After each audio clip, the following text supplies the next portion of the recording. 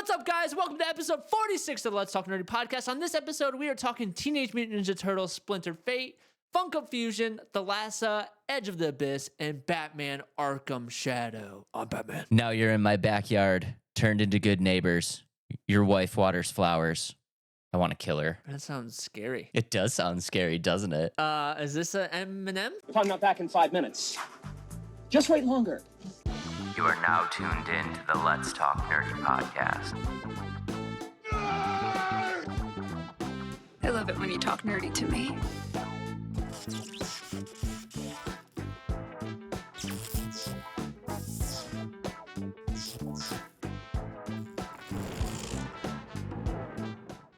This is not Eminem. I was testing you. This is T Swift off the new album. Fortnight. Fortnight. Oh, geez. Yeah, I haven't actually, I don't know. I don't actually listen to it. I hear it in the background. I thought you said wifey got the vinyl and everything. She did. She listened to it 3 times on the vacation trip, but I had not paid attention to a single word. Oh, wait, I take that back. The one lyric I remember over and over, who's scared of little old me? I'm like, what the heck? Yeah, but... All right, that was a test. I just wanted to see if the new T Swift album has been drilled into your brain at this point. But yeah, just wow, man, just wow. T Swift is really kind of she's diving into the abyss. She's going a little dark. To be yeah, honest. It's pretty dark. Yeah, a lot of swear words, a lot of not nice words in there, and I don't know. But I didn't actually listen to any of the lyrics. All I hear is swear words, and then. Who's scared of little old me? Post Malone, what have you done to America's sweetheart? I don't know if it's just him. I think it might be a bunch of factors. But Dave, how have you been? What games have you been playing? I reluctantly have jumped into Overcooked. I don't know if you know anything about Overcooked. Do you know? Yeah, you know about Overcooked, right? Yeah. Have you seen the? Yeah. There's TikToks of people getting so angry, spouses screaming at each other. That's great that you brought that up because we're just a shout out to friend of the podcast Storm, who just was relentlessly screaming at me for how bad I was doing in the kitchen. And I just want to throw out there that there's a lot of things that happen in that game that are they just don't make sense, and it's very fast paced and it's hard to keep up. So I played that for a few days, and then I haven't played anything because I'm never playing that again. If you guys are looking for a very cheap copy of Overcooked, hit me up. That's funny. I played that quite a bit with my wife. I think it would be much easier with 4 people. Yes, because the way that some of the maps are set up, there's different sections where there's water you have to try to cross at certain times. I'm like, yeah, but if I had this person stationed at each one of these spots, it'd make a huge difference. But yeah, I love the game though. There's sections of this, the kitchen. If you guys have never played it, there's sections of this kitchen where it's we were on 2 separate rafts, and Storm had the chopping blocks, but I had all the chicken legs, so I had to throw them to him, and then he had to throw them back. And sometimes I would just throw him in the water because I don't know what I'm doing, and it panic. Yeah, it was full panic mode. It does give you some panic, especially when you have to do the dishes as well. And it's dude, I have to do the dishes. I have to get you the chicken. I have to start frying the chicken. It's too much, and I have to deliver the food. It gets chaotic. So if you're looking for a game to start arguing with your friends, your spouses, your kids, that is the game for you, because it does stir up some trouble, especially if you feel like you're in control and the person that you're trying to control doesn't listen.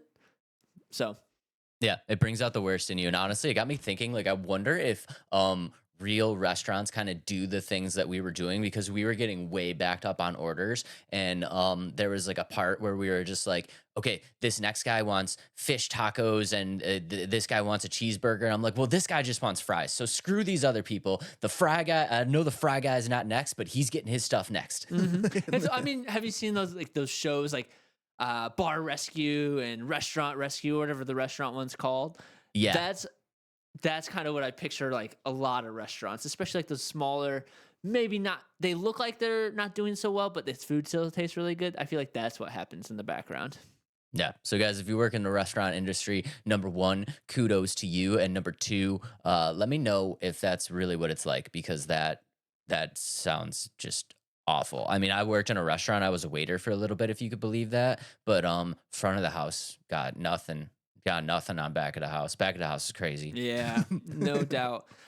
It's funny, and then like I don't think real kitchens have magic and stuff where they flip which way the food can go and stuff like that. But other than that, Guys, the game is fun. If you didn't have Storm yelling and screaming at you, would you have enjoyed yourself? I mean, maybe. No, it doesn't sound like it. I don't know. Maybe it could. Yeah, guys, real cheap copy of Overcooked. Hit me up. Let me know. That's funny. That's funny. What have you been playing? Hopefully something better than Overcooked. Well, Dave, I got myself back into the rabbit hole of one of my favorite games of the last year, and that is the Division 2. Ooh, I did here he it. goes. I did it because Farm Sim took a dive for the worst. I was very enjoying myself, and then our server that we had kind of went to crap. Not for that, like I got not kicked out of the server. There's a couple mods that weren't working for me, so it wouldn't let me in. I finally got in. I was like, okay, I want to put a building down that like automatically takes my pallets and stuff. So like if I'm not playing, like my stuff is still working. Well, so I put that building down, and like, so this is like my flat ground, right? Like it's a flat ground. I put this building down. Whoop. It was a huge slope in the middle of my land. I'm like, I quit. I don't want to play anymore because it's hard. It's hard to reflatten the land if you screw it up, and it costs a lot of money. And then I did apple trees, and I sold the apple juice. Well, they deleted the store to sell my apple juice. So I was like, okay, now I have thousands of liters of apple juice that I can't sell. And so I'm like, I'm done. I'm gonna go find a different game. And so the Division 2 I've been hopping in and out of. I found that I'm starting to enjoy games where I just hop into it for a couple hours, come off, find a different game to hop in for a couple hours. Before, I felt so stressed to play a game all the way through and just beat it. But now I'm like, I don't need to do that. Like, I'll just jump in a couple hours here, jump in a couple hours there. And I feel like I'm getting more refreshed with the games that I'm playing. A gaming should be fun, dude. Don't forget it. No, I know they should be fun. And okay, I say stressed, but like when I'm not playing games, I feel like, shoot, I can't play another game until I finish this one because that's where I hate doing that because there's so many other games I want to play, especially like the long games, like the Division 2 has a lot of like lore and stuff that I'm trying to keep up with, and like it just takes a while. And then playing Farm Sim, like I want to grow my farm, but that like literally harvesting all my grapes took an hour and a half. I'm like, well, that's all I did today. I'm the exact same way, honestly, though. But I think because for me, I'm just not a good gamer. So the idea of keeping two button sets in my head at the same time is just like too much for me. Like when I was playing Lords of the Fallen, like if I were to throw another game in there and like try to juggle knowing that move set and those button presses with another game, I would just be I would be totally lost. It's like I don't want to lose like the dexterity that I have on the game that I'm working on. Right. I did feel that when I went back to Division 2, I was like, how do I pull up the map again? How do I like roll? And my loadout or my like build wasn't as strong as it used to be. And I'm like, well, crap, what guns do I use now? What do I do in this game? So, but I'm enjoying it again. I'm glad to start getting into it again because apparently there's a lot going on.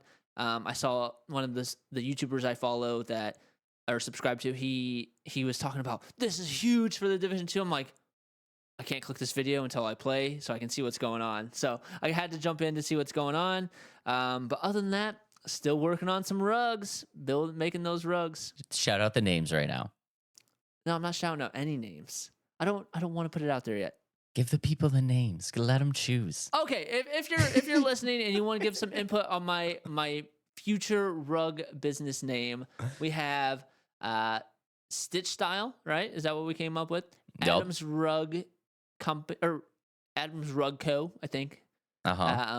Radioactive Rugs, Rug Euphoria, or like the big main ones that have kind of been voted on to be some options.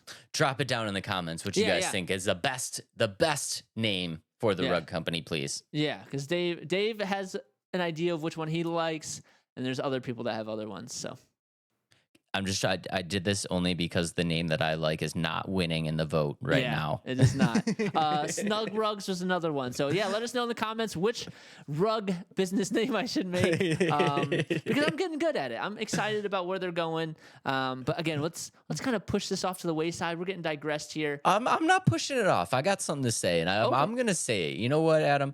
I don't. I feel like maybe I don't give you as much as much love on the show as I do off the show, but I'm gonna put it on the show right now.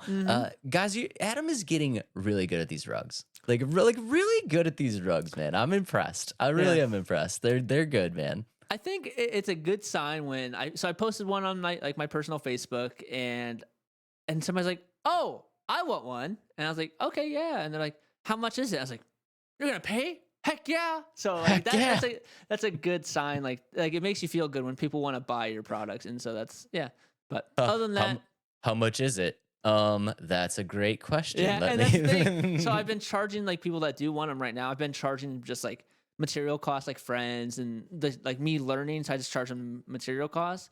But this person I haven't talked to. Actually, I don't think I've ever actually talked to her.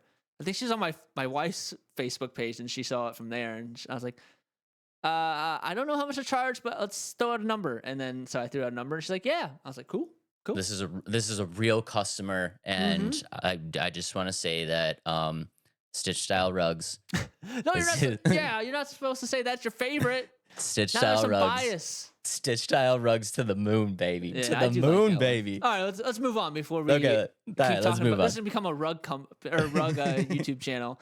All right, first game of the night: Teenage Mutant Ninja Turtles Splintered Fate comes out July 2024 on the Switch, but this was a game on iOS in 2023. Dave, what are your initial thoughts of Splintered Fate? This was actually a game already, and I'm glad you brought that up. Adam, do you have any interest in this game at all, or was this kind of a game where you were like, why is Dave making us talk about this dumb game? I'm glad you asked that too, because I looked at it, I'm like, why does this feel kind of phone-like? Like, that's kind of what I was getting when I first watched the trailer. And then, as I searched the trailer, I was like, it is a phone game. And to be honest, it looks like a really fun, well-done phone game. And I can see why Nintendo picked it up to bring it to the Switch, because it's well done. It has very good mechanics for what they had on the iPhone, because it's an Apple exclusive. And I'm like going to put it on my iPad now because I really want to play it. Yeah, it's exciting. Yeah. So if you guys do not know anything about the game, we could probably pull up the trailer. Yep. But the game does release in July on the Switch. And like Adam said, this was initially released on Apple Arcade in May of 2023. And this is going to be just basically just kind of a real quick kind of recap here. This is a roguelite. Yep. This is a roguelite TMNT game. And story-wise, there's nothing too crazy here. You're basically just Splinter's been captured and you need to get him back. But I think one of the interesting things about the game is, like Adam said, like usually these games come from phones and you're just like, oh, that's a death kiss to the game. But for this one, for whatever reason, I just don't feel like it's that. Like I feel like it translated from the phone version to an actual console version really good. And if you guys are just listening, we're getting kind of vibes of like, this is hard to explain. It's got that top down, that 3/4 top down that I'm not like the hugest fan of, but that's fine. But it reminds me of just like a good old fashioned TMNT beat 'em up, like Turtles in Time or something like that, but like brought to a new life. And graphically, it looks amazing. And the character styles look really, really good. I feel like they adopted the IDW version of the Turtles. And we're just seeing a lot of really fluid gameplay. And all the Turtles have these like, it's not just kind of like a bash 'em up, beat 'em up kind of thing. Like they all have these like kind of special attacks that we're seeing to them. They almost look like lightsabers, where like the glow is around the weapon and stuff like that. I think it looks really interesting. Yeah, it just makes it more vibrant, I think, seeing them swing their weapons. Because I think, especially on the phone, if you didn't see that flash, it wouldn't be as like enticing as a game, if that makes sense. Yeah, no, like you need that. You need those bright colors and those fast animations and stuff like that. Right. But I think the game itself, I think a lot of people are going to kind of, there's going to be a very big mix of people on this game, right? There's going to be people that are like, this was a phone game. Like I'm not even interested at all. Or there's going to be people that are just kind of like, I love that they're bringing this to the console, and I don't know that there's going to be too many in betweeners, if that makes sense. So when I was reading a lot of comments that a lot of people were excited about this game, and then they did, like you said, they found out it was a phone game. Like, I'm still excited about this game, but why didn't I hear about this at first? And it's funny. So when they released this, I was watching reviews of it when it came out on the phone. People were like, this game had no like real big announcement or no drops or anything. It just kind of like silent dropped, and then like kind of went under the wayside. And people were like, why haven't I heard about this before? This has been on the phone for over a year, and now it's like it's coming out. It's come with a new life to it, and I'm pretty excited about it. And yes, it's on the Switch now, but there's a lot of rumors saying that it's gonna come to different consoles in the future. So hold your tongue on that one. I'm glad you brought that up too, because I know a lot of people are going to be a little disappointed that this is a Switch exclusive, but I feel like it's a Switch exclusive again for the moment. I do feel like if this game does good and it gets the hype that it's still getting, it's going to come to consoles. And I'm really excited to play it because I love that stuff. I still love me TMNT Turtles in Time. Like I literally played it the other day. You know what I mean? And I love that kind of stuff.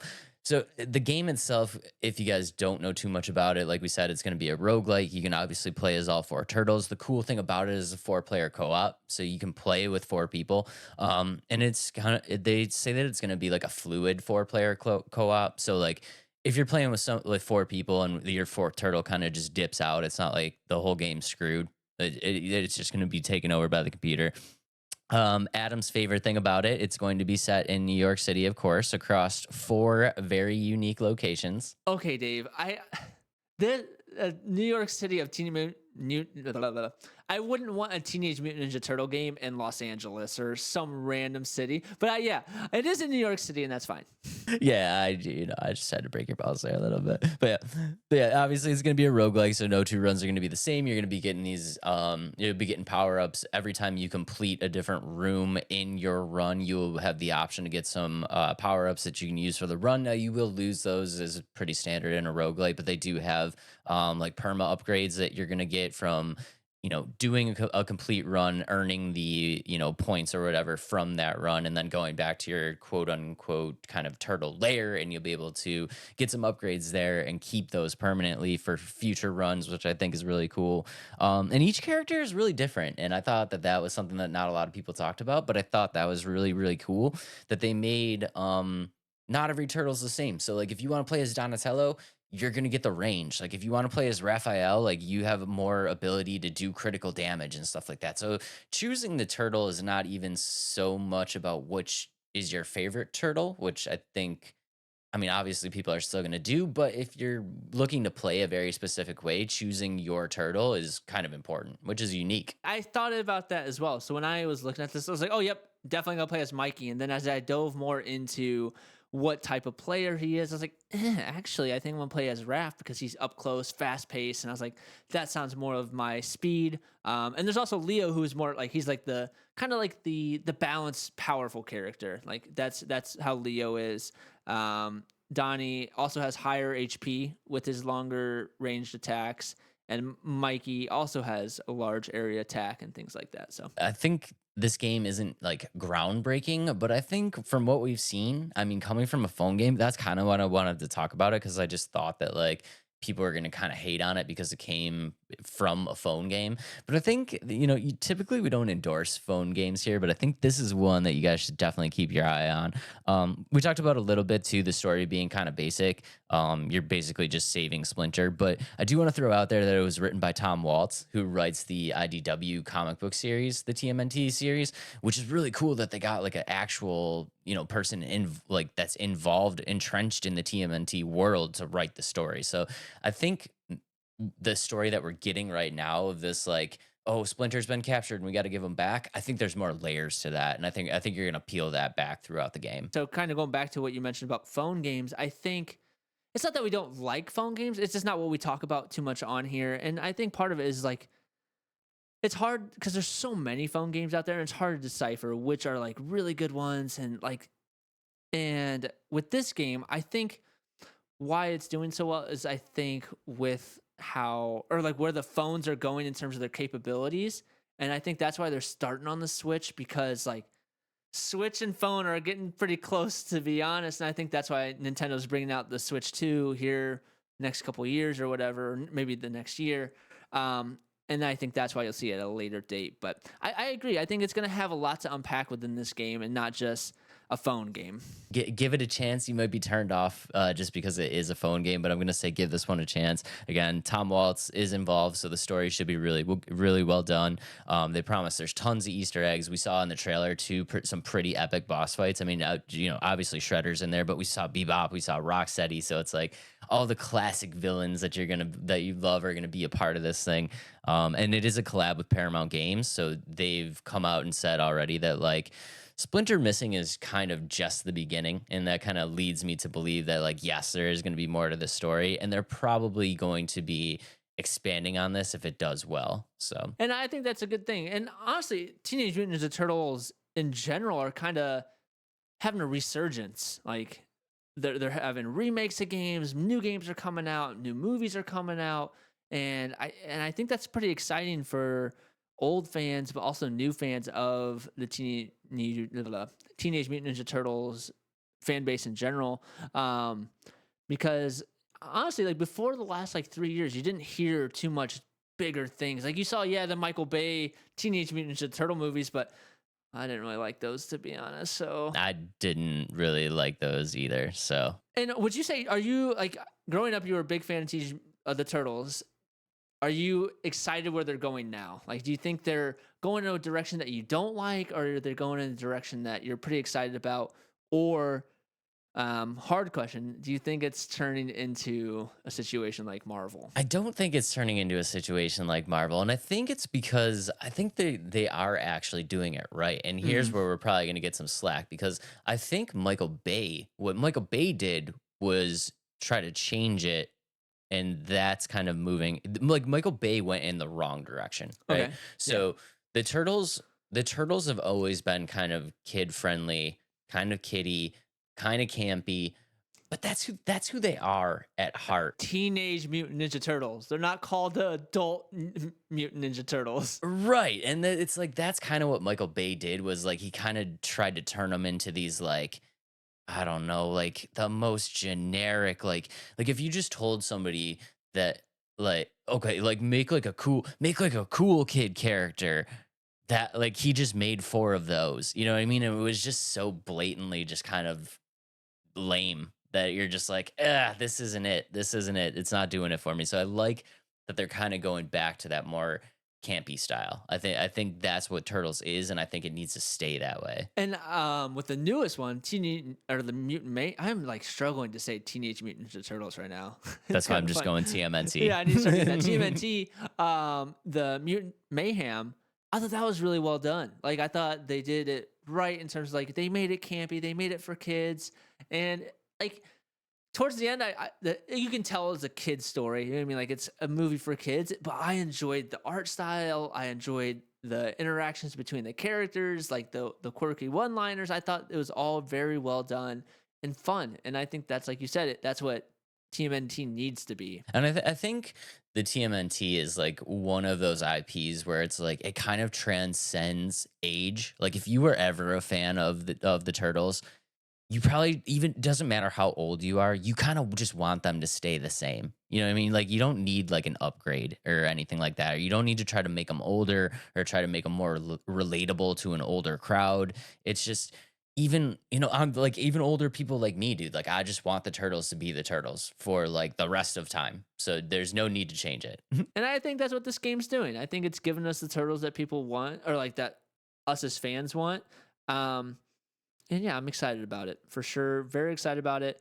Yeah, I don't got much else to say except for it's a fun looking roguelike that I'm definitely gonna get on my phone or my iPad as soon as this episode is over, and gonna play the crap out of it. Definitely check this one out. Don't worry that it was on the phone. I think it's gonna be just fine. I do want to say real quick though that we talked about it. This releases in July, but they're saying it's a timed exclusive. Do you know what that means? Like it's only on Switch for so long? Like it's only on the Switch. Yeah, it's only on Switch for so long that you're able to get it. Is that what they're saying? I think maybe it's like it's going to be Switch first and then maybe other things. Is that what they mean? Oh, I have no idea. I tried to look it up, but I couldn't find too much on it. I can't imagine they'll just like put it on there for like a year or so and then take it off. I think it's Switch is getting it first, and then they're gonna put it on like Xbox, PS5. I think that's kind of how it's gonna go. That's kind of what I was thinking, and that was kind of what I was hoping for, but I just wasn't sure, and I didn't find any like pure, like definite info on that. So, yeah, I don't know if you guys are Switch players. Go ahead and just grab it right away. If you're like me, like a PS5 or an Xbox, maybe hold out for a little bit and see if it gets that drop on the other consoles sooner than later, because they're already saying it's a timed exclusive. Or just pick it up now on your iPhone or Apple device and play with the controller on that way. If you want to play it now, play on the Apple Arcade, because I'm going to do that because I have a free trial for like 3 months and I'm going to activate it now. Because Adam said that phones and Switch are the exact same thing now. I'm going to get some slack for that. You are because, okay, Switch players are going to roast you, bro. Some things on the Switch look so dated. Like the biggest one that like recently came out, Mortal Kombat 1. It was released like day one release with the Switch, and it looked absolutely horrendous. I would rather play the Mortal Kombat that's on my phone versus that one, to be honest. Switch players, I love you guys, I really do. But I'm gonna throw it out there. I'm gonna agree with Adam on this one. I would be hard pressed to think that the iPhone 15 is not stronger than a Switch. I would really be hard pressed to think that. And my phone might be more strong than some Xbox games, but that's all right. Other than that, like, yeah, I'm super excited about this one. I can't wait for it to drop on the Switch. I probably will play it on my phone until it comes out on the Xbox or PS5, because that's kind of what I game on.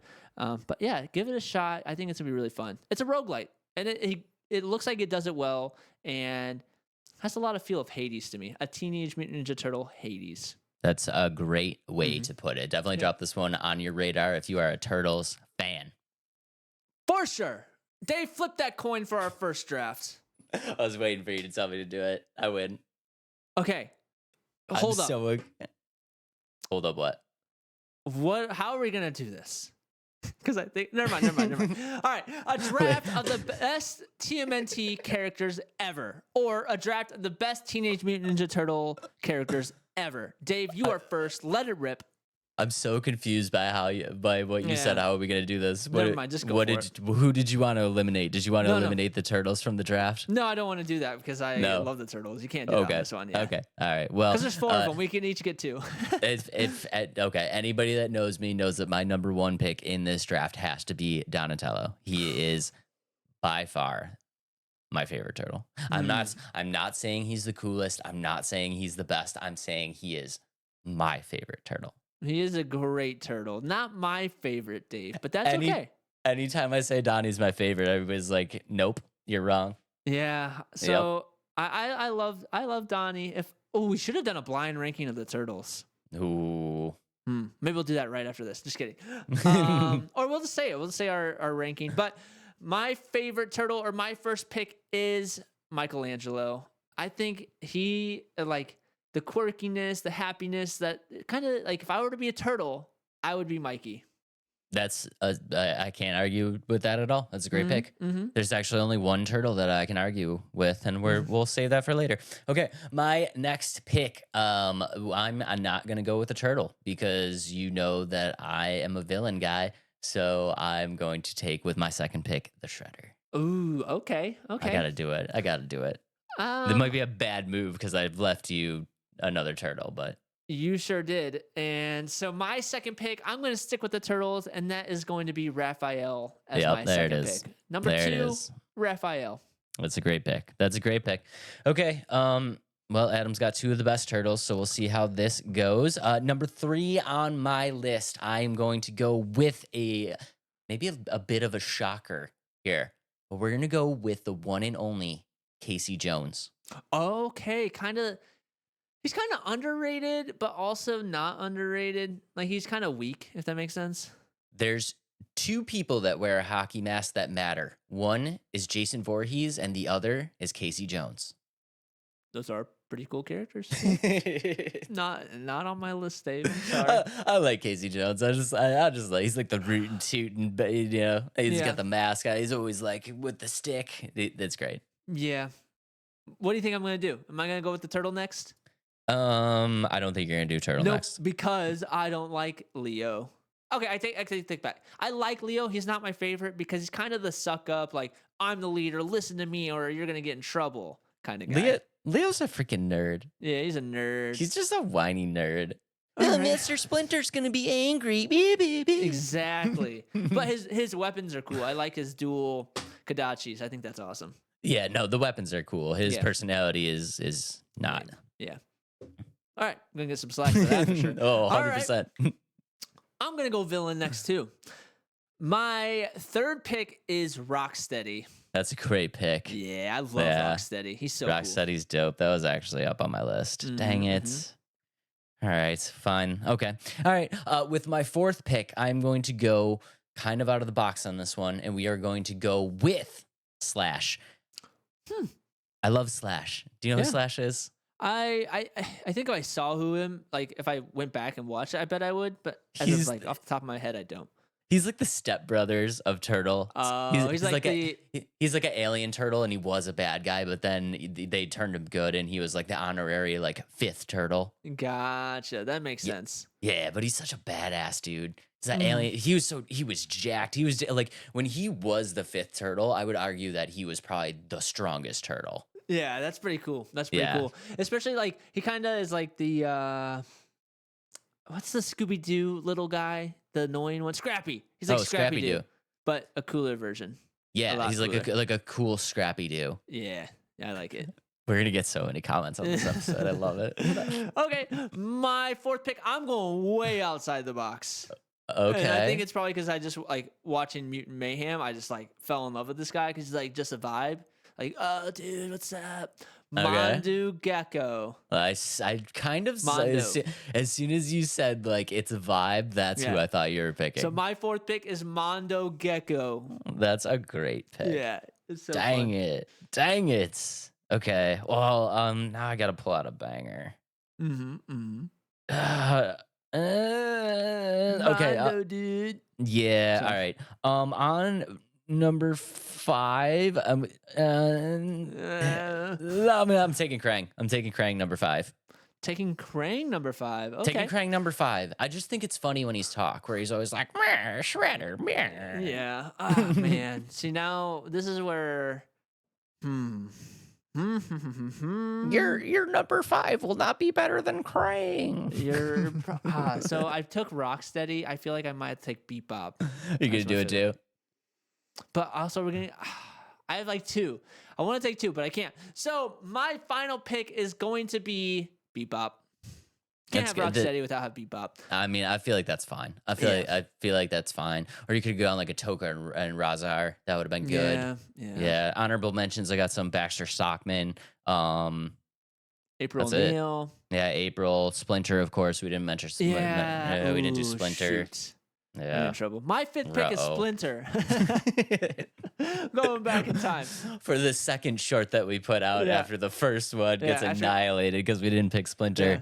We're going to get so roasted. YouTube and all the other platforms are like, you have been removed due to all the hate and negative comments. So we also did not include Leo, and that was on purpose, and we will not be making a second draft. Nope, no draft with Leo. No draft with Leo. He's not a terrible turtle. He's just not very cool, and he doesn't make the top 10 of the coolest turtle characters. Let us know in the comments which turtle characters would be on your list or turtle characters, sorry. And let's move on to our next game as a revisit of Funko Fusion. Dave, are you more excited now with this new trailer? Yes or no? Adam, I want you to do me a favor. I want you to sit in your chair. I want you to relax. Get in a nice comfortable moment. This could be one of the games that I am most excited for this year. Really? That's Let's awesome. go Funko Pop Fusion. Let's go. I can't believe it because I am kind of in the same boat. When we first introduced it, we were pretty excited about it, but there wasn't much on it. There wasn't much shown in that original trailer, except for a couple of the franchises in it. But what this is, it's if you didn't watch our previous video, go ahead and check that out. That's like our initial thoughts of it. But refresher, it's a third-person action game made by 1010 Games. It's going to be released this year, September 13th. And I think the coolest thing about this game, over 20 franchises are in it. Over 20. Over 20 with 60 playable characters. 60 plus. We're not talking like little franchises. We're talking franchises. We got Jaws, we got Jurassic Park, we got Chucky, we got Back to the Future. Like these are bangers for sure. Yeah. The trailer before we dive into all that stuff. Like I said, I'm more excited than I was originally talking about this, and I was excited then. I'm even more excited now. So let me go ahead and pull up that trailer really quick. And I think this, do you know what this gives me? Like what kind of vibes this gives me? This gives me like a Lego game. Yeah. That's what we talked about in our first video too. Yeah. I feel like we're watching like a Lego game. So if you guys are just listening, right now we are looking at Jurassic Park, I believe. What is that? What's the snow one? There's so many. There's so many. And yeah. And it's all done obviously as like Funko Pop, so all the characters just look like Funkos, but they're all the characters that you love, man. Like it's Shaun of the Dead is in here. Like I said, the Jaws part is so funny. The Back to the Future scene where he's driving the car through and the lightning hits the car and everything like that. It's so sick. Yeah, there's the Mummy, the Thing, the Walking Dead. There's so many great franchises in this, and it looks like the animations are really good. They're funny. Like this dude's head just popped off. It has the feel of like when you kill somebody in Lego and like they just fall apart. That's exactly how this game feels. Yeah, and there's blood splattering. It's a fun looking game. It's definitely a fun looking game. Do you have the new trailer by any chance? This is the new trailer, isn't it? No. Oh, this is the old trailer? Oh, yeah. Crap. My bad. Let me pull up the new trailer. So we can talk about it a little bit while I'm pulling it up, Dave. Yeah, because the new trailer is the one that got me really, really, really excited. But yeah, like Adam said, basically it just looks like a super fun game, and it looks like a game that like it's not going to be too crazy. And you know that like that's something that I kind of crave every once in a while, is just like a game that you can kind of just play, but it's not going to be like a relentless torment on your on your psyche of like I'm just stressed and panicked and trying to beat this stuff. Right. Like this is that game. Exactly. And so here's the updated trailer. I apologize for giving the old stuff. This one was just released about 12 days ago. Again, starts with Jurassic Park, so that's why I kind of thought it was the right one. Yes, but here is my favorite thing. So if you notice, honestly, it's great that you pulled up the original trailer, because you can see what they've added to this and why I'm so excited. Do you see those purple lines? Yeah. Okay. Do you see all this purple and stuff like that?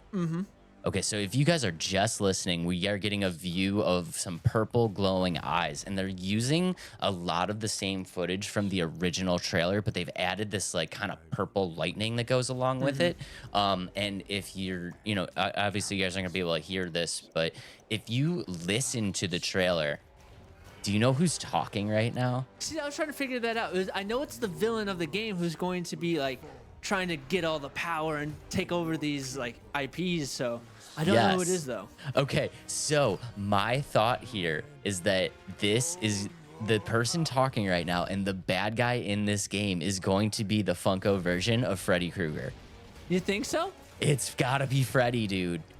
I don't know. I think it might just be.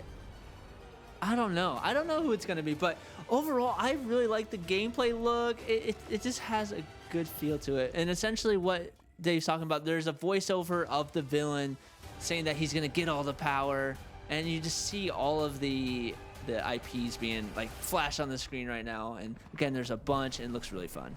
Yeah, and they added that purple, but okay, right there. See the eyes and behind in the trailer? Okay, you said Freddy Krueger. Freddy Krueger. Isn't that like Freddy Krueger with the claws? Yeah. Evil Freddy. But Freddy's a good guy. I think it's just gonna be like an alternate version of Freddy, like the Funko Freddy. Oh, okay. I thought it was Yeah. gonna be Freddy Krueger. I don't think it's gonna be Freddy Krueger. I think it's gonna be Oh alternate no! Freddy. Like, Oh no! so if you look at it, if you were looking at it, he kind of has a crown, like Yeah. actual Freddy.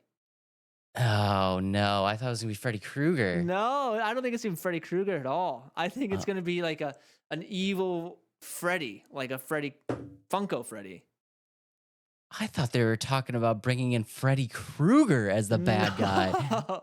Oh my god! Dude, that's so Oh funny. no, dude! You just ruined that for yourself because I don't think it's gonna be anything like Freddy Krueger. That's so funny. But other than that, the game looks really fun. So rambling off a few more of the, like you said, Jurassic Park, Back to the Future, Jaws, The Thing, Chucky, Battlestar Galactica, Knight Rider, Voltron, Invincible, The Money, or the Mummy, the Money, bring me the money. Five Nights at Freddy's, and a bunch more that there's so many. So, and the whole idea is, and I think the story is going to be kind of similar to, I hate to say it, kind of like a Suicide Squad where Brainiac's taking over the universe kind of situation from Suicide Squad, and that's kind of what it seems like it's feeling like.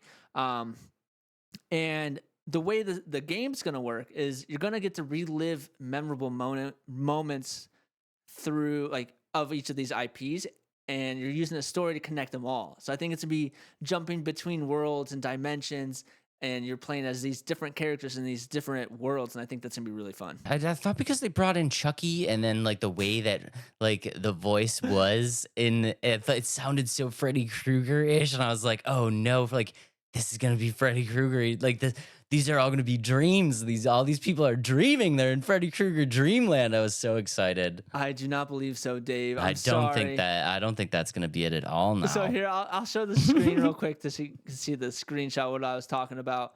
Like I said, he's got a crown on his head, and with that, like Freddy also has a crown, and so that's why I think see the crown on the top of his head there. Like I think that it's gonna be Freddy. Like I didn't know they were alternate talking version of Funko Freddy. I thought they were talking Freddy Krueger. Nope, but I mean, nice try, Dave. I'm so salty right now. I'm sad it shot that down for you.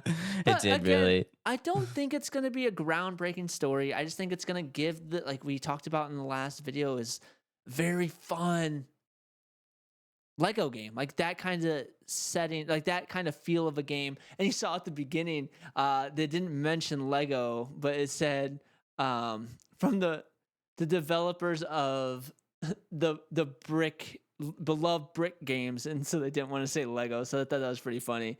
But I do have a couple questions about it. Like the boss battles look fun. Like when they're fighting that big T-Rex, the certain other characters that are fighting. I want to know how character selection is going to work. I don't think you're gonna have character selection. If I'm gonna be honest, no, I don't think so. I think it's gonna be one of those games where it's very story driven and very linear, and you're gonna kind of just play whatever character they give you at that moment. I don't know, because you in the DLC, if you pre-order, you get 2 additional playable characters. So I wonder if they're gonna set it up like Lego, where you played the main story mission, and then you can go back and play it with any character you want. I mean, that makes sense. But if they're just allowing you to be any character you want, like that might be strange. You know, like you're Chucky reliving the Back to the Future car scene. I think that's what they're trying to go for. It's like, why is Chucky in Back to the Future right now? Like that, because he's like, they're connecting all these worlds, and that's kind of what the story's been saying. It's like, it's trying to connect memorable moments together with all these franchises.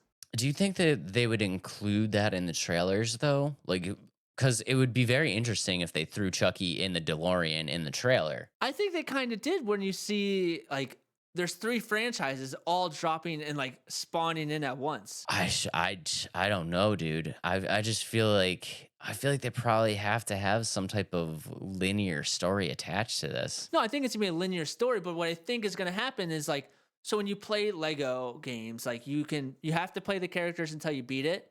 But once you unlock those characters, you can go back, but the cutscenes are still the main characters. Oh, okay, yeah. Yeah, so I think that's how it's going to be set up, and I'm just curious on like if it's going to have that wheel of different characters you can select, and I wonder if like the animation when you do, it's going to be a box drop and you like jump through. That's Oh, gonna be it's kinda cool. definitely going to be a box drop. You know that they got to get that in there. That's so cool. And another thing I wonder with the story is like Funko Freddy evil. Is he like essentially like? Is this like he's playing with them? Like it's his world where he's like putting them down and he's playing with them and like he's pulling them out of the box and putting them down. Okay, I'm gonna throw it out there, and I Mm-hmm. think that I'm hoping that I'm not alone, but who is Funko Freddy? He's like the mascot of Funko. He's like, okay, and there's some universe that exists that there's like an evil version of him. Apparently, in this game there is. Okay, so the evil Funko Freddy is Yeah. like new to this game. Then Yeah. this is a new idea. Yeah, I think so. Because like I said, you see the crown and that's what Funko Freddy has. And then at the end you see Funko Freddy turning into like the skeleton looking thing. So I don't know. Interesting. Very interesting. Okay, all right. I mean, I'm curious to see what it's gonna be. I am too. At this point, I just don't know anymore. Cause like my heart when I was watching the trailer was just like, this is gonna be a linear thing where you get to play as a bunch of different characters. But yeah, now I don't know. I think it's going to have a lot of elements of Lego, especially because it's coming from I think it's the former CEO of TT Games or something like that. Some higher up in TT Games and then the developers within it. So I think it's going to have that kind of feel to it. A couple other things I have questions about. So it's co-op. Is it local co-op as well? Because I'd love to this is a game that my wife would be able to play and have fun, or even my son. So that's a big question I have. Yeah, I guess that's the biggest one I have, I guess. I hate to say it, dude, but I think the days of couch co-op are kind of dying. We'll see. It would be, don't get me wrong, dude. You know, I'm a retro gamer. I'm an old head, so I love that couch co-op. Hopefully they include it. The one question that I have, has you changed your stance on this whole like possibility of them doing like the special Funkos that you need to buy for stuff in this game? As of right now, I went on their website. They're not going to do that. They're not doing that. They're not doing that, and I think that's a good thing that they're not going to do that. But it doesn't mean they won't change their mind and do it in the future. But what I'm more worried about is that they're going to put certain characters behind a paywall, like DLC characters. Like, oh, you want to buy this character? He's $8. That's one thing I'm still worried about. And I think if they were gonna do like the amiibo thing, I'd rather have to buy an amiibo to get a physical thing versus a digital thing. You know what I mean? Yeah, but like what I'm nervous about is them being like, yo, we got this sweet. Okay, say you want to play as okay, you want to play as Freddy Krueger because I thought he was in the game, but he's not in the freaking game. So, like, if I want to actually play as Freddy Krueger, they're going to put out a limited edition Freddy Krueger Funko where if you buy it inside, like, on the bottom is your digital download code for Freddy. Or maybe they'll do both where you can get it as a DLC character or you can buy the Funko for just like, you know what I mean? I don't know. I don't know how they're going to do that. I hope they don't do anything crazy like that. I know Lego, they do have DLCs where you can get certain characters, and I always bought those, especially with Lego Marvel. I have every single DC or Lego Marvel character DLC, and I didn't gripe once about buying those because I'm like, heck yeah, I want to play as this character. Heck yeah, I want to do this storyline. And I think that's what they'll probably lean towards. Because here's the thing, guys. I already have way too many collections, and if I this is why I don't have any Funko Pops. And Adam had, how many do you have, Adam? I have 350, 300 something. 350. Yeah, Adam has 350, and I have 0. And the reason why I have 0 is because I know that if I buy one, I will buy 351, so that I have more than Adam. I quit buying them, so you'd be able to quickly get past me because when you have a toddler who likes to destroy these things. So okay, let me take it back. I had 350. I probably have like 336 now because he just opens them up and just throws them around. He throws them in the bathtub. The springs in the head get moldy, or he rips the head off. So I have less now, but 14 did not survive. I guess not. But a couple other additional notes. So like I said, there is a pre-order bonus where you get 2 playable characters, and those 2 characters are Rick Grimes and I'm going to screw this up. It's another Walking Dead character, Michonne? Oh, Michonne. Michonne, yes, Michonne. With also, they're going to get 2 outfits for them too. So it sounds like you'll have a lot of customization in the game, and I think that's gonna be really cool. Yeah, it's gonna be sweet. I'm excited for the game. I know I kind of messed up there and thought Freddy was gonna be in it, which he will not be in it, which I'm still salty about, but I'm still excited for it. It looks like a fun game. I have one more weird thing about this game, and maybe you can answer this or why they did this. So this game is coming out on everything except Xbox One, but it's coming out on PS4. Maybe it has less to do with you know what? Does Sony own any of these IPs? Well, even if they did, it's coming out on everything except Xbox One. It's coming on Series X and S. Oh. And PS4, PS5, and Switch, but not Xbox One. Oh, that's so weird. Or do you think Xbox is like, nope, we're done with Xbox One. Everything's coming out, but PlayStation's still like, hey, I'll keep taking that money, all my PS4 people. Yeah, no, that could be the thing. I mean, Xbox could just be officially cutting the cord on Xbox One. Or they're going to put this on Game Pass day one. Or, yeah, put it on Game Pass. They're like, well, if you have Xbox One, like, it doesn't matter. You still have Game Pass. So I don't know. I'm really curious on why they did that.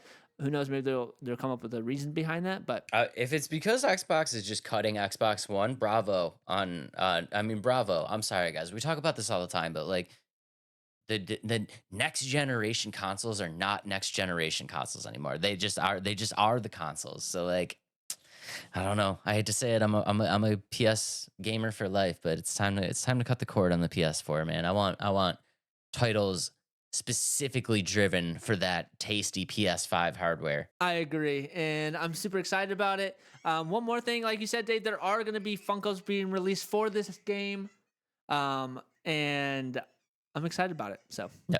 Should be sweet. Dropping September 13th on all platforms except for Friday Xbox One. the 13th. So maybe they will bring a Freddy Krueger into it. They gotta do it. They gotta do it. Yeah.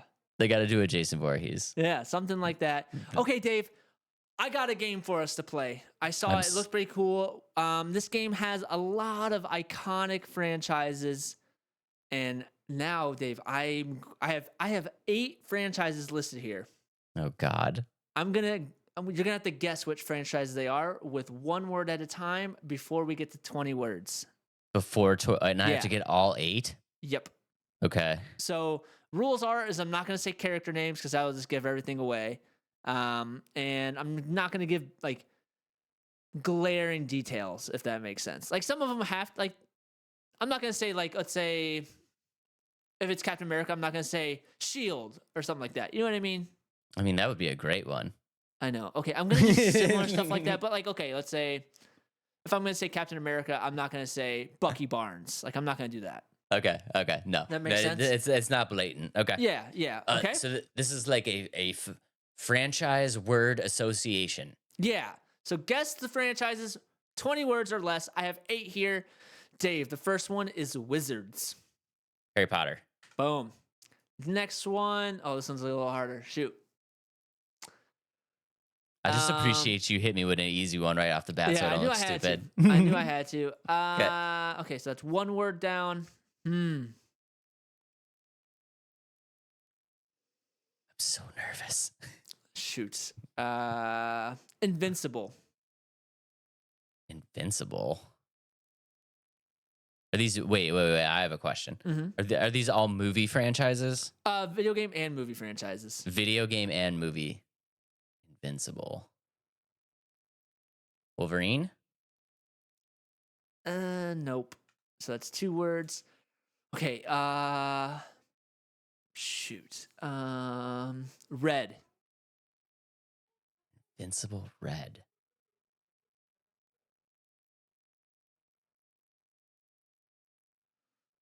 Invincible Red? What? What? What are you talking about? Let a guess rip. Invincible Red. I don't. Daredevil. mercenary. Why do you keep saying Because I thought I'm saying because of my words I'm giving you. That's why. Mercenary. Yep. I have no idea, dude. Say something. Invincible Red Mercenary. This is a video game or a comic book Or movie. or a movie. Or all Invincible three. Spider-Man? Nope. Shoot. I'm thinking of words. I better nail these last 6. Mutant. Is it not?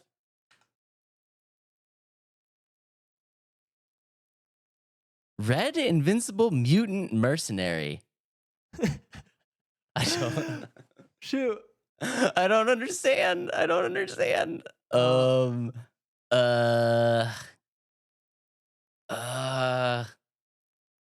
Dude, we're gonna get stuck on the second one. We're at 4 words now. We're at 4 words already. Yeah. Oh, good God. Oh, 5 words actually. Because I forgot Harry Potter. We did that one already. What is a red mutant? Invincible Red Mutant. I swear, as soon as I hear it, I'm gonna just You're gonna absolutely be kind of freak mad at out. yourself, I think. I'm gonna absolutely freak out. All right, say I got something. Oh my God. Like I got nothing.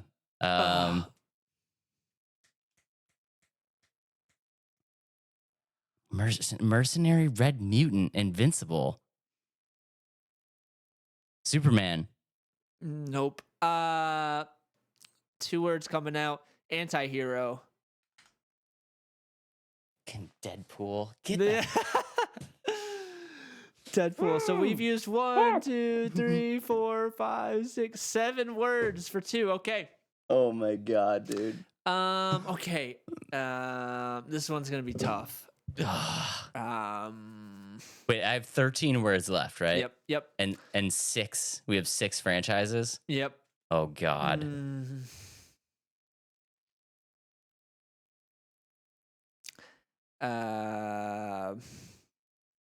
Competition. Competition.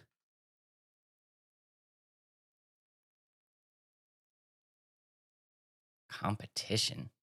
Madden. Nope. Here's 2 words. Or it's gonna be 3.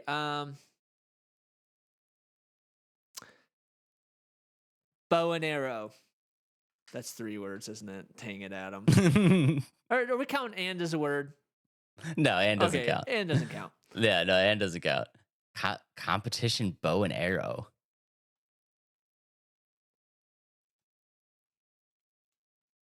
Horizon?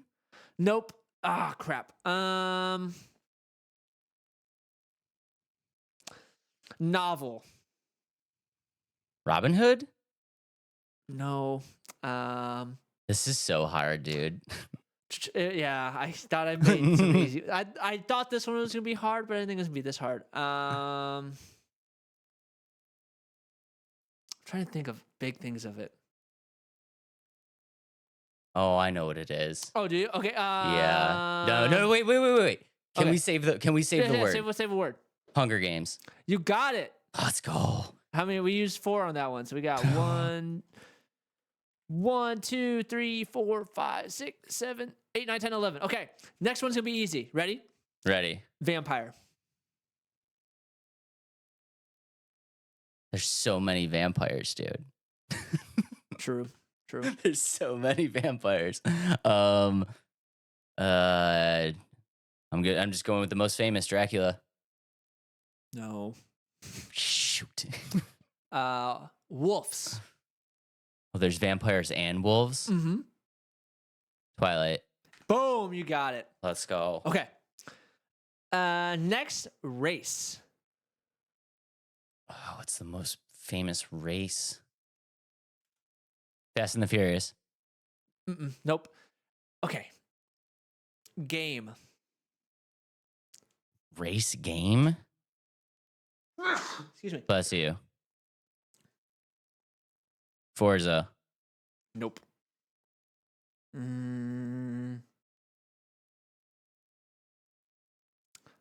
Bum.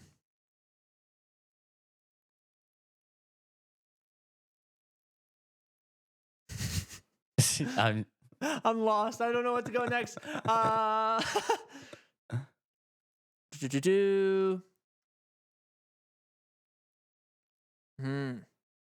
PS2. Need for Speed. Boom. There we Okay. go. How many words we got left? That was 14. We have 3 left. We have 3 left and 6 words left.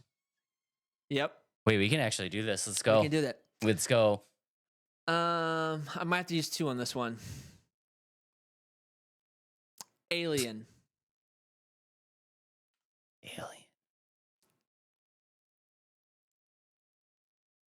But it would not be the word that you said, right? Yeah, it can't be the word I just said. Okay. Superman. Nope. Dang it. Disney. Oh no. Think of iconic ones. Iconic Disney alien. E.T. Oh. No. I No. screwed up. What? I had a different word that I could have used. But go ahead. You have to guess. Iconic Disney alien. Oh my god. Oh my god. This is just it's just burning. It's burning right now. Oh no. Stitch. Let's go. Did I get it? Let's go. Yeah. Let's go. 2 Let's more. go. Let's go. Let's go. How many questions we got? We have 2 left. And how many words? 4? 4, 5, 6, 7, 8, 9, 10, 11, 12, 13, 14, 15, 16, 17, 18. Oh no. We're screwed here. All right, we can get it. I think you got it. Think, Dave. MMO. I'm counting that as one word. I don't care. MMO? Yep. Think big.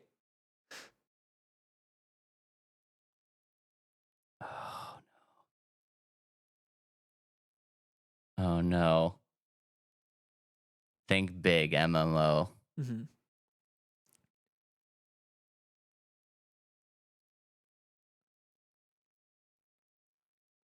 Oh no, dude. I gotta get it first try. You have to.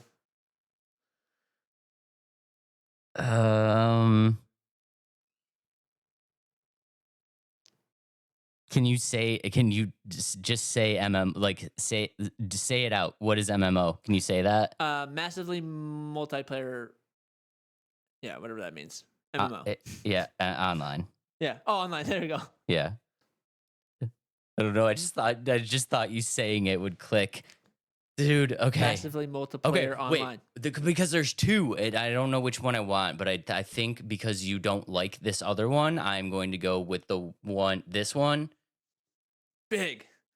I didn't say that word. That's not a word I used.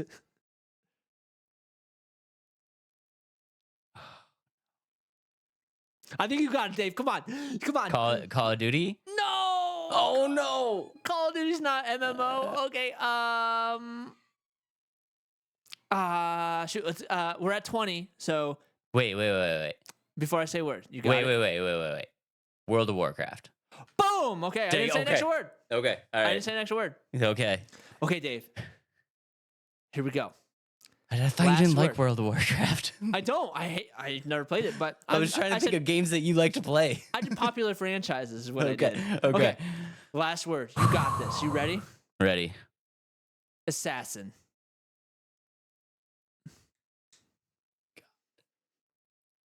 Come on, you got it, Dave. There's 2.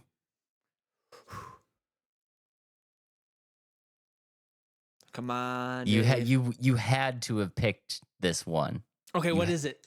You had to have picked this one. Come on. John Wick. No. Who was it? Oh no, we're gonna go to we're over our words at this point. No. Yeah. We're just gonna have a little red number right next to it. Okay. Game. Game. Assassin game.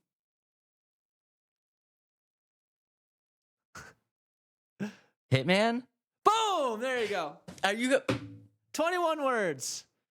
Dang it. John Wick and Hitman were the ones I was debating against. Yeah, I should have went Hitman. And you know what screwed us? Deadpool. Deadpool screwed us.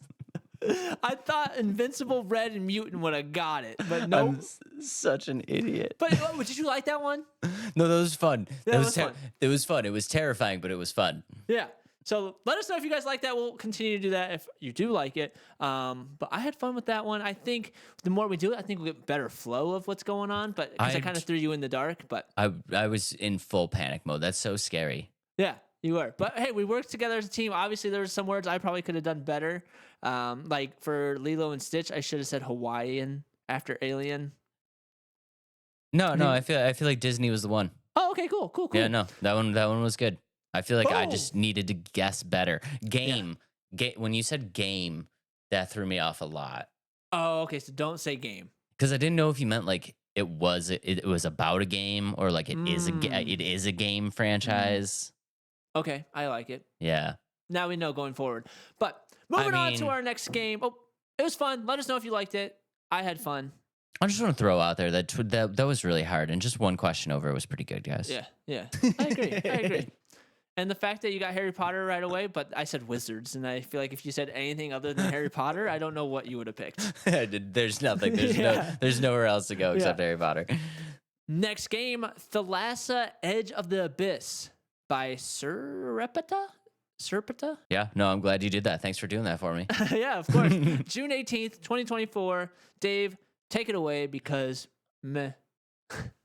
Not really a fan? Not a fan of this one. Okay, here's the tried. deal, guys. Here's the deal, guys. This game, this one's gonna be short and sweet. I'm gonna be honest. It's not anything that is like groundbreaking. It really isn't. It's not a groundbreaking thing.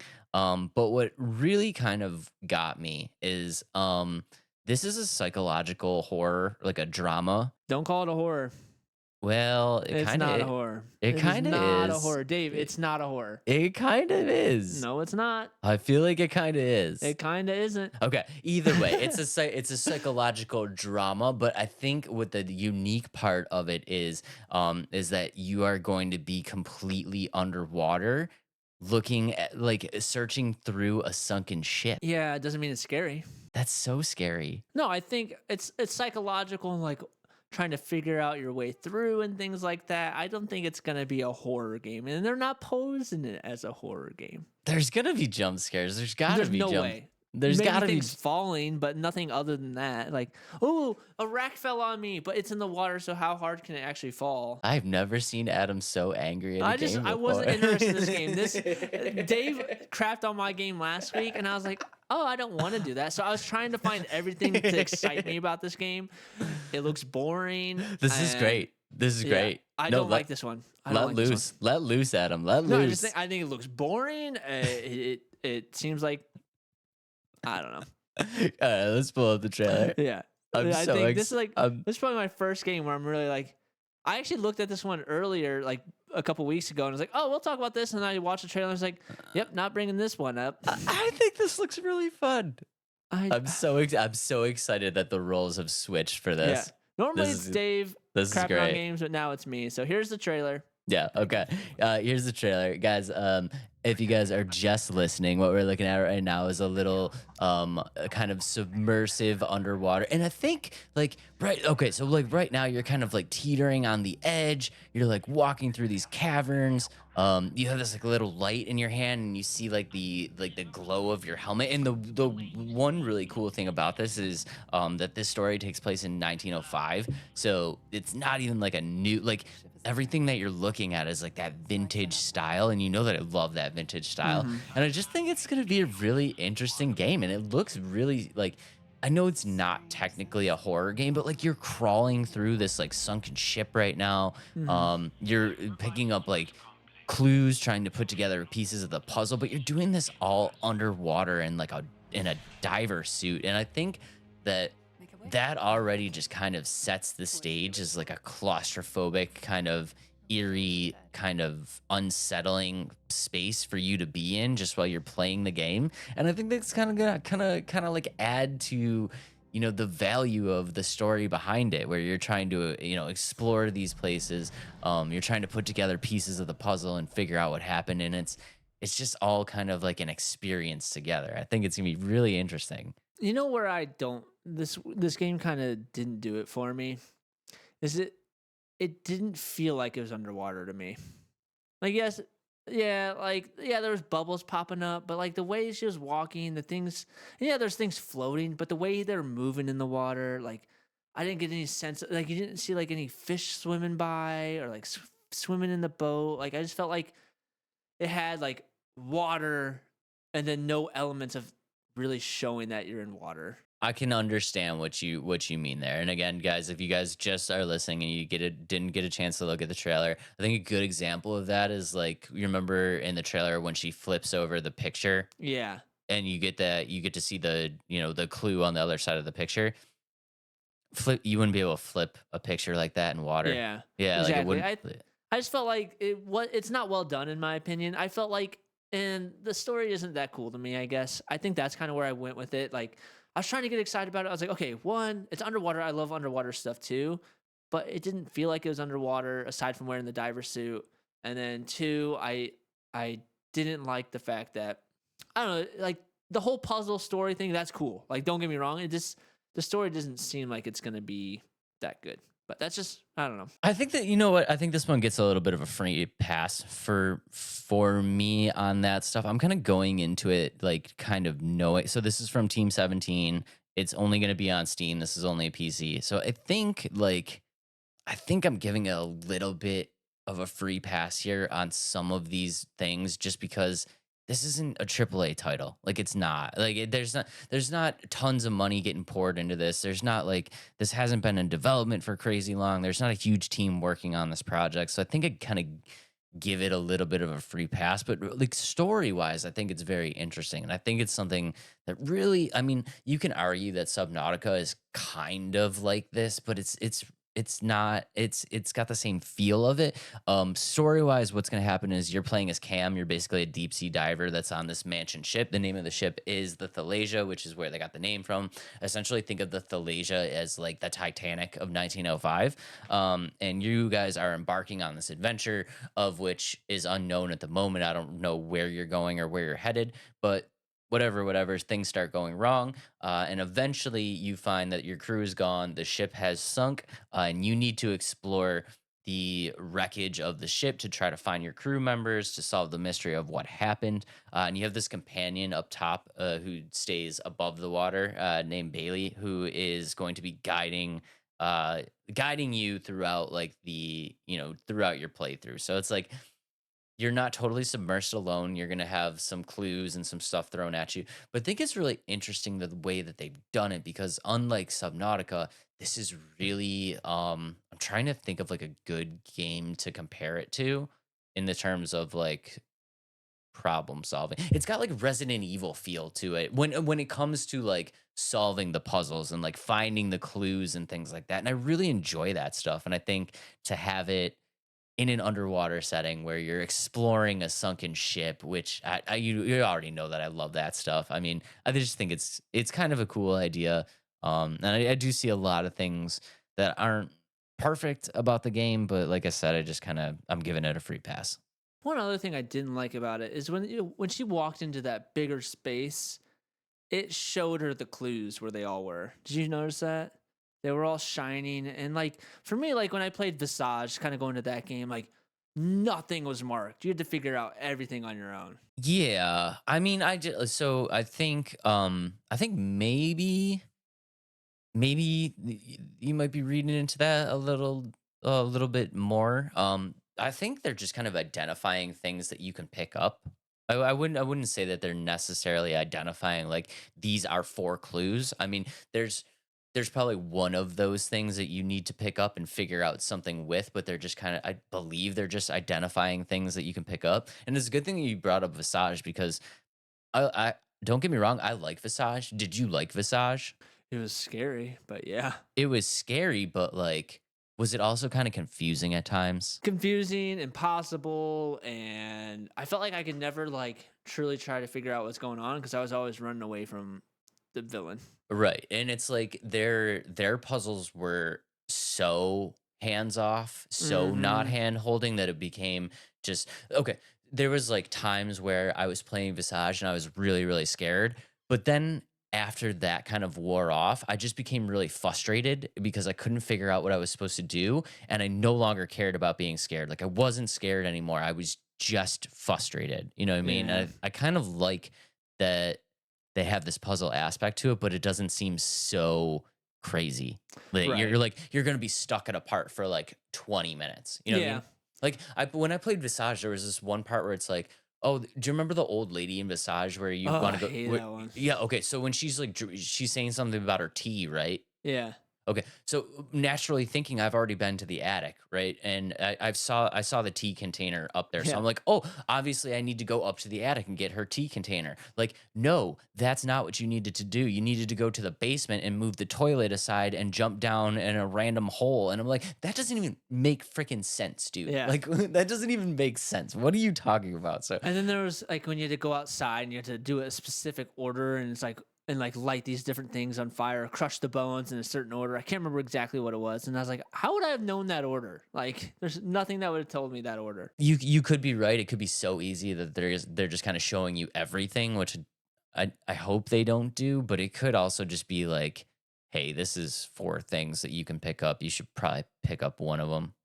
Like, I don't want to be the guy to hate on it. I know we always talk about like, oh, we don't want to be the one to hate on it. It's just not intriguing to me right now. And I think just yes, it's a smaller developer and like I just mechanically like I don't think it looks that good. Or like the visuals of the water just isn't enticing to me. I'm not gonna lie with you. I 100% agree. I don't think the visuals is what's selling it for me. I really don't. I think just kind of the idea and the story seems really interesting to me, and I'm giving it a free pass on the rest of the stuff just because it is a little bit of a smaller developer. It's not a AAA title, but I don't know. I think it's going to be, I think it's interesting. And I think if you're into this style game, maybe something to put on the radar. I can't imagine it's going to be super expensive. I mean, at $20, $30 maybe.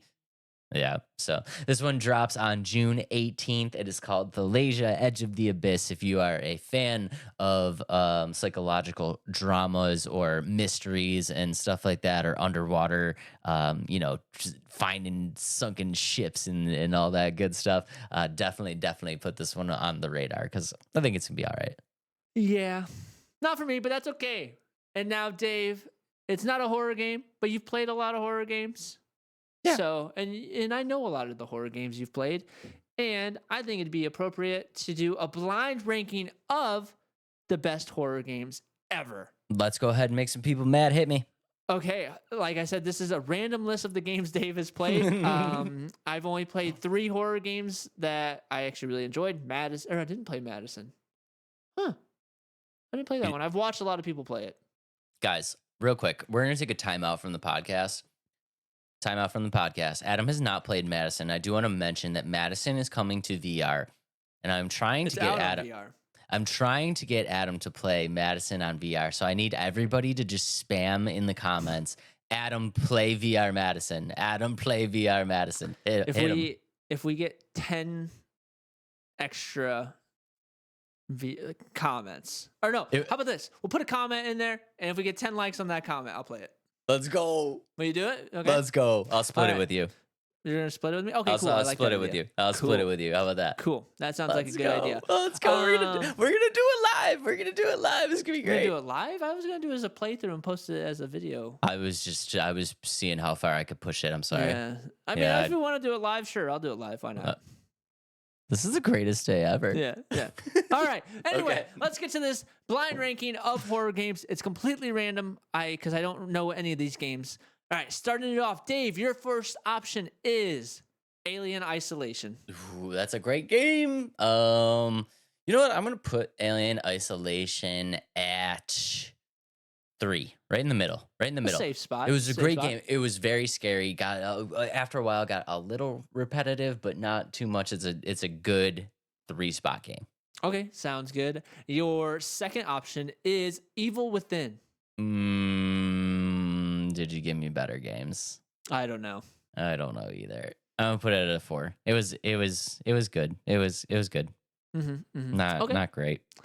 Your next option is The Last of Us. Kind of not a horror game. It's a horror game, but not super horror. That's what. Okay, so I'm gonna put Last of Us at 5, and here's why. I'd like Resident Evil is scary, but like Last of Us Zombies is not scary. I feel like it's more like an action, like a Nathan Drake. Yeah, action with some jump scares. Yeah, you know what I mean. I can appreciate putting Last of Us at 5. I'm gonna put it at 5. I'm gonna hope that we got 2 better games here. I think we did. So your fourth option is Visage. That's a 2. Okay. It's a very, very scary game, but like I said, it's very frustrating, and some of the puzzles don't make sense, so I can't put it at number 1. Yeah, that makes sense. And your number 1 option, I think you'll be very excited about. Dave's number 1 spot game is Dead Space. Boom. Let's go. I did see a lot of people playing that one. It looks fun. It looks like a good scary game. So you should try Dead Space, dude. I actually think you'd really like it. I think I've been told that, so I might give it a shot at some point. Yeah, you're a shooter guy, man. You did that. That's shooter horror to the max. Okay, Yeah. I'll give it a shot. Too many games in the backlog, but I will. That's a great game.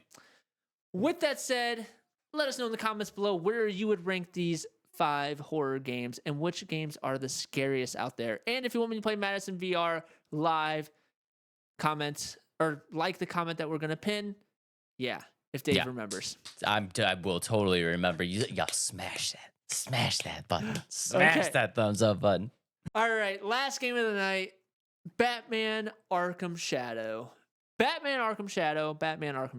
Adam, take it away. I'll see you later. Okay.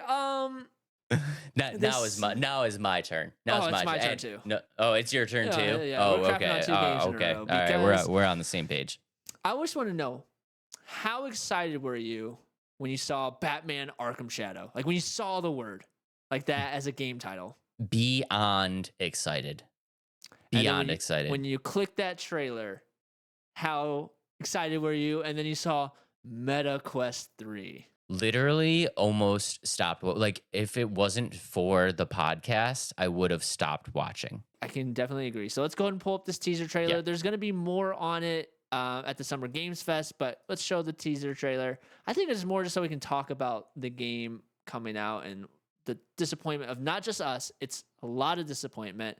So if you're just watching, it's a scene of Arkham basically, and the first words that pop up, Meta Studios or something like that. Meta Quest, Oculus Studios. Yep. And you see a little rat running around, which is a hint to, I think the villain is going to be Ratcatcher. Would you agree? Yeah. And like cinematically, it's got some cool cinematics to it. And then Batman. And I'm like, Arkham. And then I'm like, wait, VR. So I do not know. And that's basically all the trailer is. There's not much showing in it yet. Like I said, more at the Summer Games Fest. And it's exclusive on the Meta Quest 3. Exclusive on the Meta Quest 3. You can't even play it if you have the Oculus. Yeah, you can't play it if you have the Oculus and Meta Quest 2. And can't play it on PlayStation VR. Nothing else. Nothing. It's literally just the Meta Quest, which is just ridiculous. It's just ridiculous to me. Yeah, but you know who's paying for it? Mark Zuckerberg and his Facebook crew. They have the money. They're like, yep, we want this on our thing. And okay, are you more disappointed that it's exclusive on Meta Quest 3 or extremely disappointed that it's a VR game? Okay, here's the thing, right? I'm gonna 1000% just crap on everything right now. I am so disappointed that this is in VR. Number one, I'm so disappointed that this is a MetaQuest exclusive because there's even people that play VR. There's going to be a specific number of people that cannot play this game, and I think it's only available MetaQuest 3, right? Yeah, only the 3. Only the 3. So if you have the 2, you can't even play it. Nope. You have to have MetaQuest. You have to have the brand new MetaQuest, which is like $700. $300. Well, I mean, if you want the one that actually holds enough games, that has enough space to hold games, you needed the $700 one. Yeah. Okay, so already right there, that's annoying. Number 2, the Ratcatcher, Otis Flanagan. What? I'm sorry. Don't get me wrong. Okay, I get he's a Batman villain. Is it worthy of its own game? I don't think so. I don't think so. The Ratcatcher? I don't think so. No way. Yeah, it's kind of like Squirrel Girl of Marvel. Number 3, how is the Batman combat system that we love, the Arkham combat system, how is that going to relate to VR? Non-existent, right? Right. I mean, I can't move like the Arkham games. Yeah, no way, dude. I'm just, Right. You're just going from like asking us to be able to swing a golf club to now just be like a black belt jujitsu master. Like a master of all martial arts, right? ever. Yeah. Just get out of here. That's crazy. And number 2, there. I don't know what we're on right now. Number 17 at this point. I do my best. Adam knows that I do my best to not curse on this podcast. I'm going to break that right now because I'm this frustrated. What the actual hell are we doing here? Like, what are we doing? Arkham Knight released June 23rd, 2015. Nearly 10 years ago. It's been 10 years since we got an Arkham game in the series that we love. We got Gotham Knights, freaking Suicide Squad's bullshit. Now we're doing Arkham VR. Like, dude, this is just so frustrating to me. You guys waited so long to put out the next game that Batman is dead. Like, do you understand what you've done? I feel like we've been like for 10 years, we've been waiting for the next Arkham game. I just don't understand it. I don't understand it. And I don't know what they're doing either. And I feel like we've been robbed because we're never going to get another Arkham game with Kevin Conroy. And I'm so upset about that.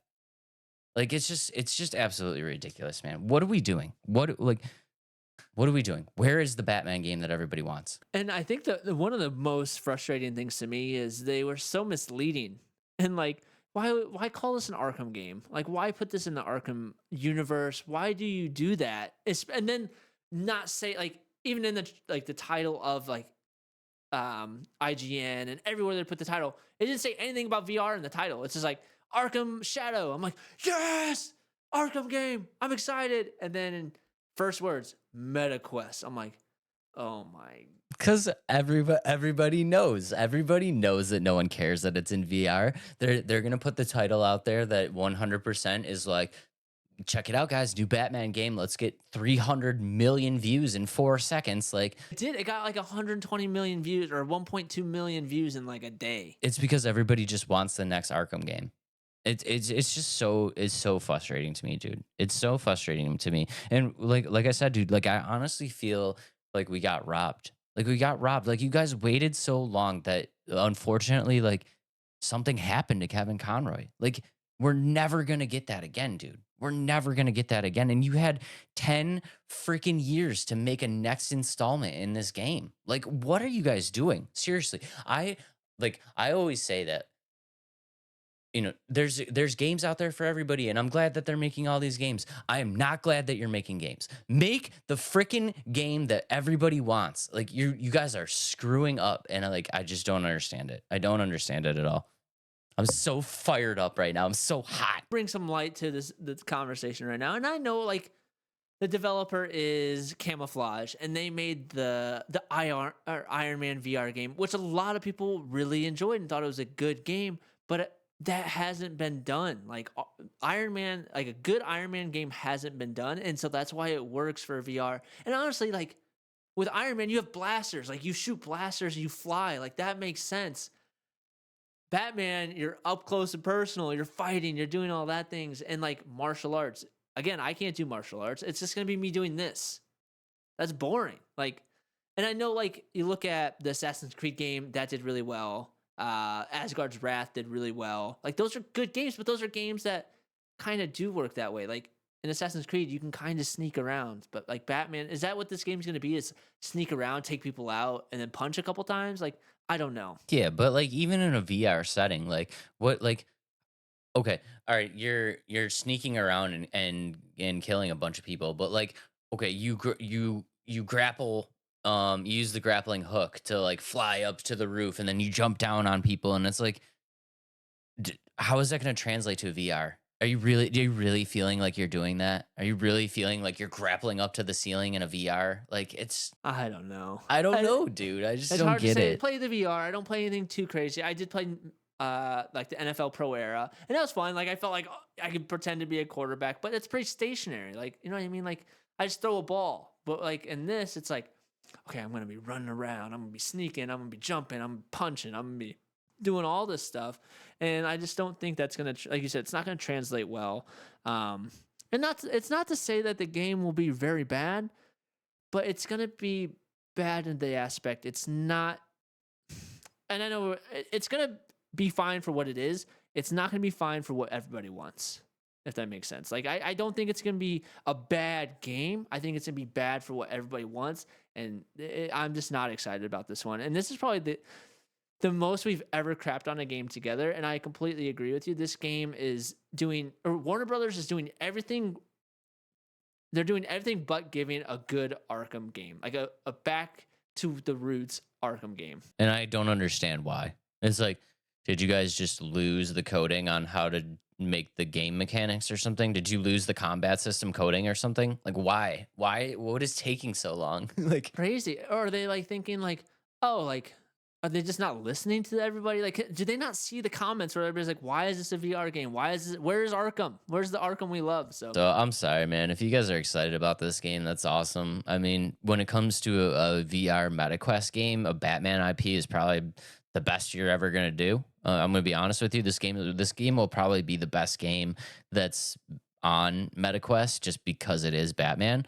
But in the grand scheme of things, like you're gonna sell X amount of copies on MetaQuest, and you would have sold 1,000,000 times more copies if you put that on a console as the next Arkham game. So the fact that they're making it MetaQuest 3 exclusive is crazy to me. that's crazy. And if you're trying to make money and then you're like, okay, we're gonna make a VR game. That sounds okay, fine, that's cool. All right, we're gonna make it on MetaQuest. Okay, so you're narrowing your audience a little bit.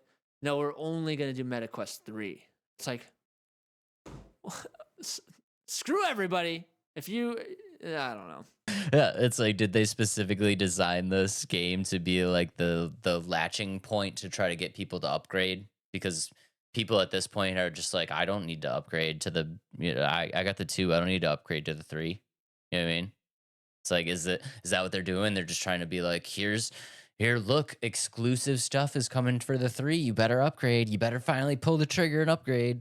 And I know there's a lot of big improvements to the MetaQuest 3, and maybe that has something to do with it. Like the MetaQuest 3 has very good capabilities compared to the other VRs, but at the same time, it's like, I'm not gonna go buy a VR because I have 2. I have the Quest 1 and I have the Quest 2. I'm not gonna be like, go buy the Quest 3 because I want to play one game. I'm not doing that. I don't know if you guys are excited about the game. I hope it's good for you. I really do. I just, for me, honestly, I'm so sick of hearing anything Batman that's not the next installment of the Arkham series that I have been waiting for since I don't know. I probably beat Arkham Knight it came out on June 23rd, so I probably had that beat by like June 27th.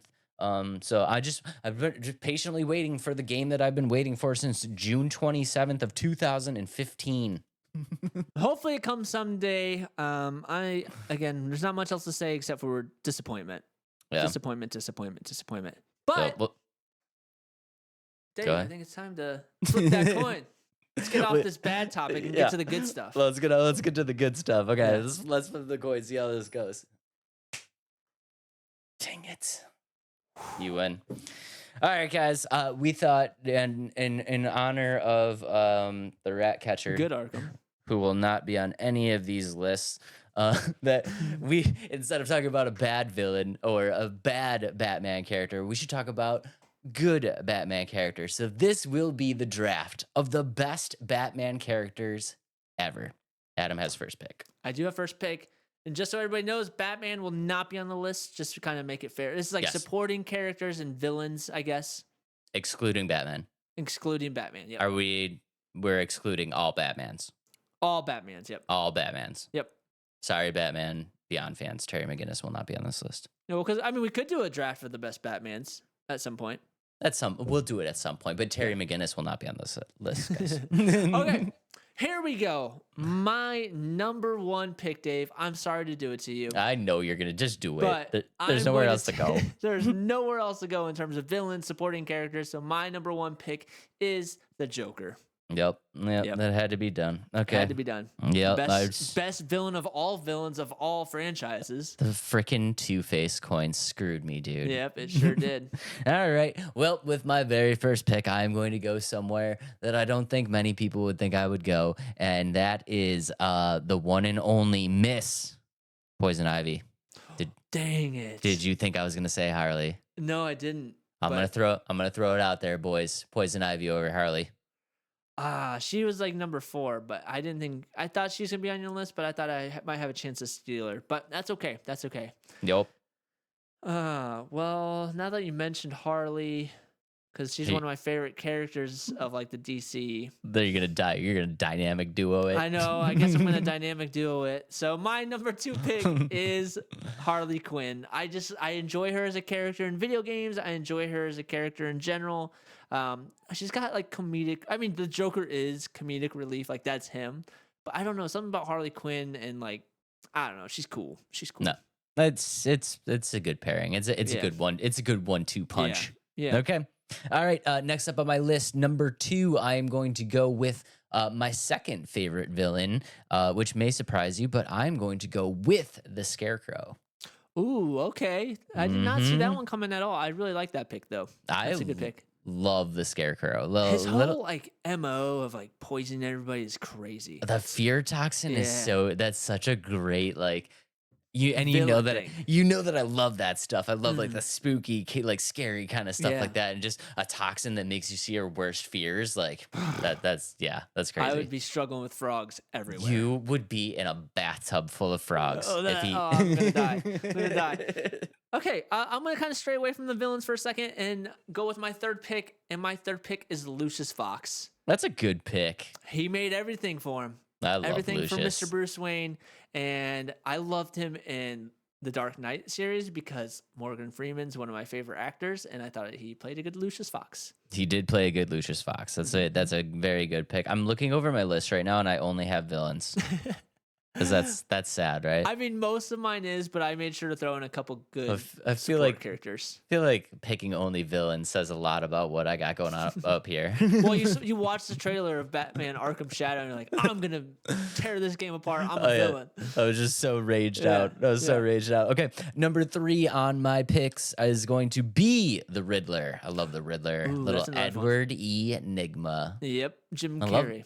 So Jim Carrey is the Riddler. Is the greatest. He's so funny in that one. I know people crap on Batman Forever, but Jim Carrey makes that movie. Yeah, he does. He really does. And Mr. Watch Freeze, Arnold Schwarzenegger. I mean, even Tommy Lee Jones's Two-Face is all right, but just Jim Carrey's performance as the Riddler is good enough to make that movie stand alone. It's okay. It's okay.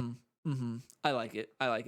Okay, my fourth pick is a mercenary. One of my favorite characters, villain-wise as well.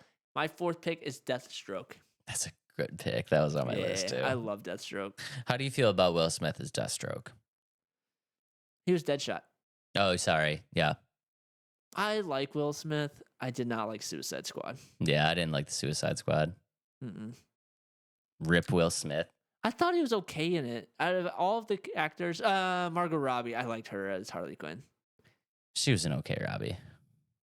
Or Harley. What? Harley. I was just saying. She was an okay Robbie. I mean, in comparison to the animated character and like the Arkham, it's night and day difference. Those trump her for sure. But I can't think of another actress that could have played her better in a live action. All right, I'll give you that. No, Yeah. I'll give you that. I'll give you that. Okay. She's got like she kind of has like that big Harley Quinn smile, and like she has the voice of her a bit, I guess. I don't know. She did okay. Okay. Okay. What are we on? Number 4? Yes, I just picked number 4. Number 4. Okay. I cannot believe this one fell all the way down here, but with my number 4 pick, I'm going to go with Catwoman. See, I had her very high on my list, and then I was Did like, you? there's more I want instead. Yeah. I kind of like the love-hate relationship that Yeah, they it's that very Batman and strange, Catwoman yeah. have. It's a very strange relationship, and I like the whip. The whip is Yeah. cool. Oh, and who's the actress that played her? Halle in- Berry. No, not Halle. Well, she was good, but in the Dark Knight series, Anne Hathaway. Oh, Anne Hathaway. I thought she did okay too. Yeah, nothing trumps Michelle Pfeiffer though. Yeah, that's true. That's true. Yeah, Okay. Batman. Love Batman forever. Michelle Pfeiffer. Should I go another supporting character? Yeah, I'm going to. So my final pick takes the mantle from him a little bit, and that is Nightwing. My 5th pick is Nightwing. That's not a bad pick. It might be, but I like Nightwing. Out of all the Robin Hood, the Red Hood, and I like Nightwing the most. I was gonna say if we had a draft that didn't have a Robin on it, we could be in trouble. Mm-hmm. Thank you for saving us. Okay, and with my very last pick, I'm going to go with Clayface. Meh. Clayface is sick. Meh. Clayface is like the DC equivalent of the Sandman. Meh. He can just like mold into anything, dude. Meh. He can like shape That's shift. not my favorite. He like turns his arm into a giant sledgehammer. Yeah, No? I guess it's kind of cool. No, nothing. Have you seen the Harley Quinn series? No. He's kind of funny. He like wants to be an actor, and he like talks like this all the time, like Shakespeare and stuff. It's kind of silly. Oh, did they make him lame? No, he's kind of he's funny. Oh, Yeah, I might have He's to lame. look at this.